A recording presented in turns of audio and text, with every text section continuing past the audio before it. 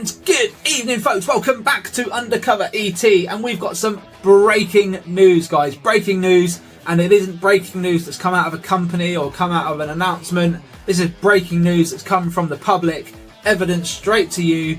This is a flying saucer of types, a triangular shaped object, whatever it is. I've captured one outside my window. I've got point of reference. Chris Carncross, Brisbane, Australia. He's done it again. Gordon's back, and this time he's got the capture of all captures, guys. So we're going to look at it. Before we do, apparently there are governments out there that are racing to get this whole topic made public. And I'll tell you what, I don't personally care whether it's the UK, the USA, Japan, whoever it is. The moment this gets announced, other countries, I'm sure, will come forward and say, yeah, look what we've got. We found this out. We've got this story. We've got this technology. You know what I mean? It's going to turn into a bit of a competition thing, because people are going to want to protect their own countries, right? By stating what they have got. It's a little bit like now with nuclear weapons. Countries are more than happy to say, yeah, we got nukes. Don't F with us. This is exactly how I can see the UAP topic turning out. Used in a bad sense for bad news. But we do have an opportunity at this time where we may disclose as a world. We do have an opportunity to raise that awareness and use what we find for good. And I feel like that should be the main message for today, on top of this breaking video that's come out from Chris Carncross. Well done, mate, honestly. If you can get behind everything I've just said, please like and subscribe to the channel. We do need to support the public's evidence, support disclosure. Let's go. Okay, UAP Reporting Centre. You posted this one. I thought it was really good, so I did share it, and I want to read it out to you guys now. It sounds like the Japanese government may be getting ready for disclosure. I believe the time has come to question the stance of UAP and the media. Last week, an emergency executive meeting of the UFO Parliamentarians Association, Parliamentary League for Clarifying Unidentified Anomalous Phenomena from the National Security Perspective, has held under the chairmanship of Yasukazu Hamada. I hope I didn't hash that up. It was decided there to be held the general meeting during the extraordinary session of the Diet, and we are coordinating the arrangements. The general meeting has always been open to the media in the past. After each meeting, we have also responded to questions from reporters. I think it will be the same this time. I have been saying for a long time that it is the Genkai nuclear power plant UAP incident. Until it is clarified whether it is a drone or other phenomena, it is unidentified anomalous phenomena by definition. And I've added that in there because that's what he means. If it's unidentified, it's flying in the sky, or it's seen visibly in the sky, it's anomalous and it's unidentified until it is. Right, that's just the way it works. Will other governments, and this is the big question, guys, will other governments be racing to get this out there? Is it really a big deal about being first, or is it a bigger deal about actually having more than the next person, your next door neighbour, or your next country, or your next big threat? Who knows? I can see this playing out two ways. One way, we do good with it, and we actually try, when we learn about these things, we have a little bit of humble pie and try not to weaponize anything and actually try and do good with it. The other way is that they act exactly like they have with military weapons, with the nuclear weapons. Everyone's happy to announce how many nukes they've got because it's a deterrent, right? I think it will only take one country to spill one credible piece of information, one credible piece of evidence, something maybe tangible that they can show the world in their hands, and other countries will start pouring out with, this is what we know, this is what we've got. Because at the end of the day, no one wants to fall behind, and no one wants to be stating that they have nothing, okay? Because then they're going to be defenseless, essentially, in the future. Will the Japanese government do anything? Will you be bothered if it's them, US, or someone else? What do you think? Let me know in the comments. Do you agree with me? Do you not? It's all relative stuff, guys. So let me know in the comments. Thank you very much. All right, guys. So Chris Carncross, Brisbane, Australia.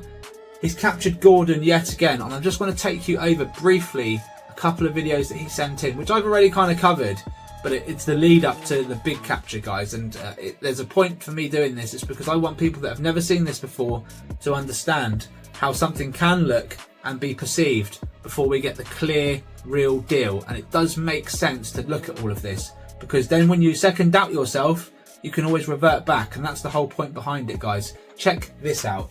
So 12th of the 11th 2024, okay, a few weeks ago, I did put it on the channel. Loads of buzzy things going past. We had Gordon appear in the top top left hand corner. He also appears again there, and he appears again as a shadow bottom left hand corner against the fence. And it's funny because the first time he appears, you see him in the fence like the shadow, and then you see him above. And then the second time he appears, you see him above, and then you see him in the shadow. And we get a mimicking bee-like object as well, guys. I'll just take you back. If you thought this was a fly to start off with, I can assure you it isn't. I'm just going back frame by frame, guys. There you go. So this object comes in. You can see it looks like a rubbish bag there, like a plastic bag. It's actually morphing mid-flight in front of the camera. And there you go. It takes the shape of what would look like a bee or something, right? And then all of a sudden it's mush again. It's turned to this rock, whatever it is. Incredible stuff. I don't know a bug that can do that within 3 frames. I really don't. And there you go. That's what I think it is. It's a hockey puck or a type of saucer, miniatured down, plasma surrounding it, and it's mimicking, and it's doing a bloody good job doing so. And look, you can see it virtually clears the rest of the screen there. It's actually here behind the numbers and stuff, and I can't see exactly what it is behind there, but I would imagine it's going to be the same mush. It's not going to give us exact. You can see a bit of plasma or whatever it is up here.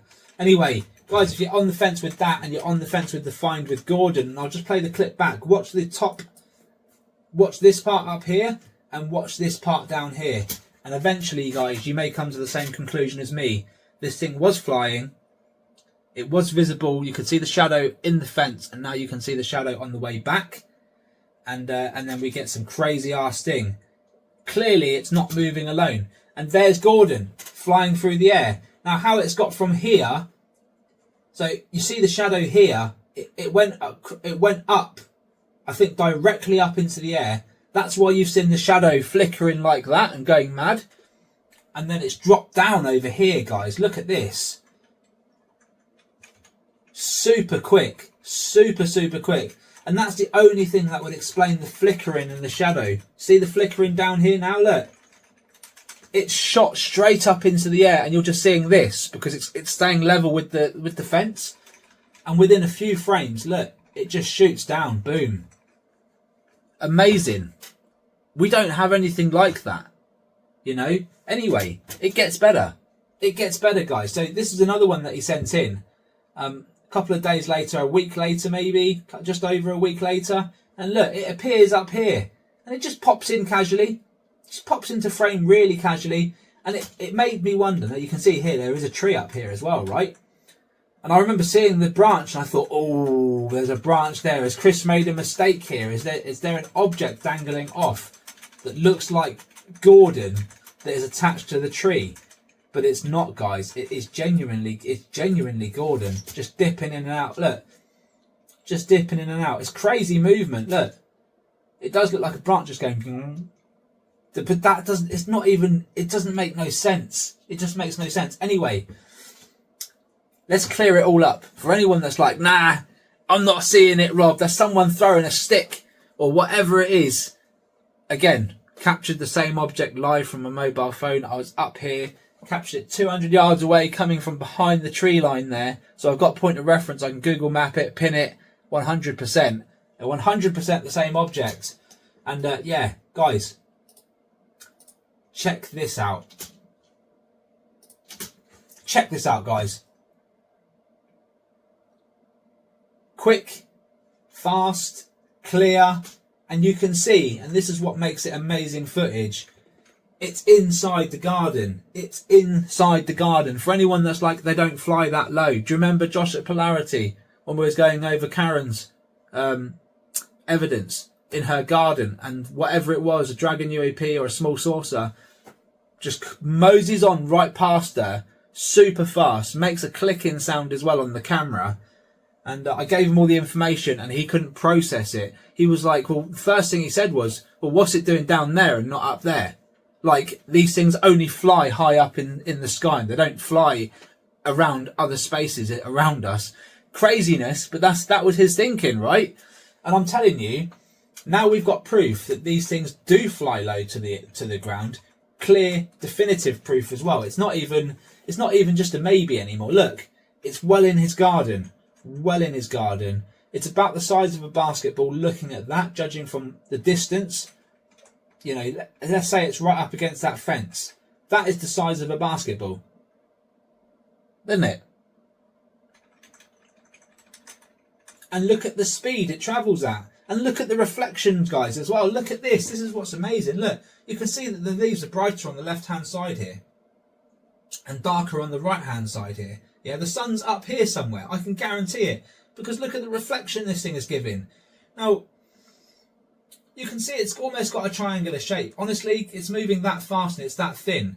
We don't know really what it could be triangular, could be squared. If it's anything to go by from my evidence, I would say it's triangular in shape.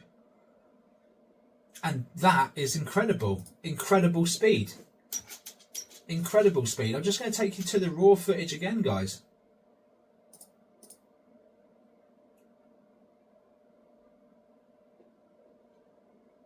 It's just fast. Look at that. Look how fast it's moving. I know it's going with the wind as well, but that's incredible.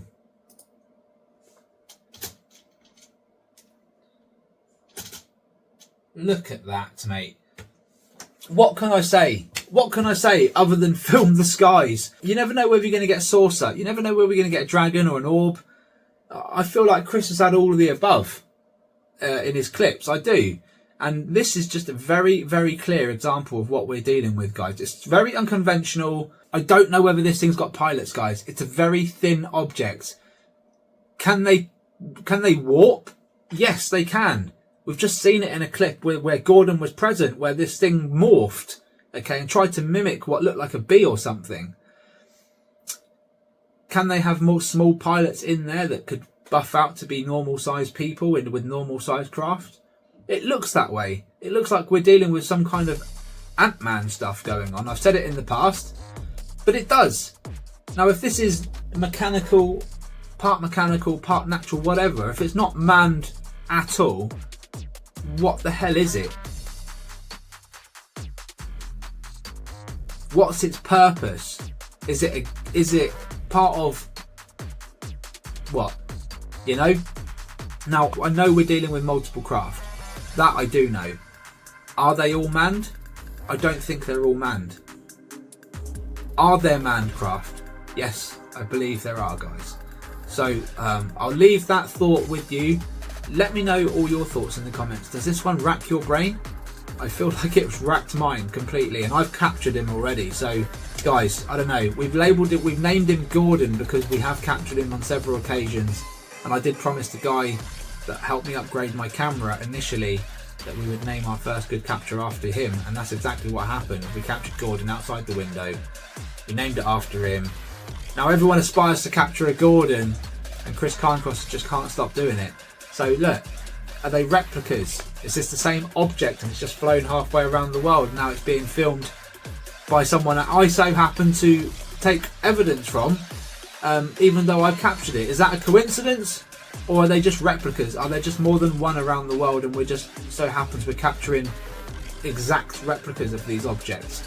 I think that's probably more likely, but honestly, what is this all about? I don't know, guys. Thank you so much, guys. We'll leave it there. As always, film the skies and get your evidence into me, undercoveretuk@gmail.com. And guys, thank you so much. Chris, thank you, well done. I appreciate you. I appreciate everyone who gets the cameras in, sends the evidence in. If you can get behind us, please do, and please consider a membership as well. It does help with the research. It helps me tick over every single month, and I try to improve my gear as often as I can and deliver the best evidence and the best presentation I possibly can as well, guys. So if you can get behind that, please support me. Hit the subscribe button and watch the videos at the very least, and if you can go one step further, grab a membership as well. Thank you so much. Take care, all the best, and I will see you on the next one. Bye bye for now.